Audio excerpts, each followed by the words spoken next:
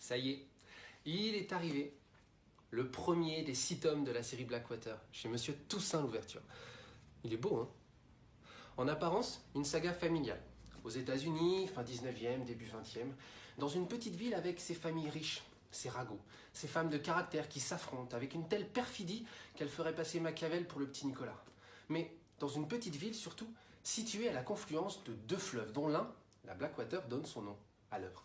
Car ici, c'est de ces flots sombres et menaçants que va surgir un élément déroutant mais propre à donner tout son sel à l'ambiance du titre. Du fantastique, savamment distillé. Imaginez Les 4 filles du docteur March, réécrit par Mary Shelley, ou, plus près de nous, la saga des Casalets, revue et corrigée par Stephen King. Ça vous donne une petite idée de ce qui vous attend. Moi, en tout cas, j'ai trouvé ça diablement réussi. D'autant que, comme de nombreux libraires, j'ai reçu très en amont les 2 premiers tomes, ce qui m'a permis de prolonger mon plaisir et aussi de voir à quel point cette histoire est addictive. Très addictive. Trop addictive. Là, ça fait des semaines que je ronge mon frein dans l'attente de lire la suite. Ça devient dur. Mais alors oui, la série arrive, hein, à une cadence rapide en plus, 1 tome tous les 15 jours. Mais ça veut dire attendre encore 15 jours, puis 15 jours, 1 mois.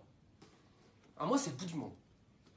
Là, je me sens comme le gosse alléché par une énorme sucette artisanale dans la vitrine d'une boulangerie, hein, et qui, après avoir réussi à convaincre ses parents de la lui acheter, au moment de poser ses doigts avides dessus, s'entend dire « Ah non, pas maintenant, hein, tu vas en mettre partout, attends d'être à la maison. »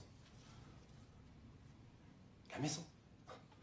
La maison à 3/4 d'heure de route d'ici, hein, quand on sait que la voiture n'est pas garée sur le parking le plus proche, que papa et maman sont loin d'avoir fini leur shopping, que mamie, qu'on adore, mais mamie qui marche à tout petits pas, hein, tout.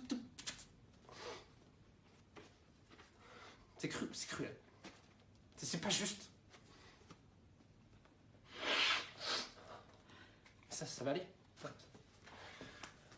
Ça va aller.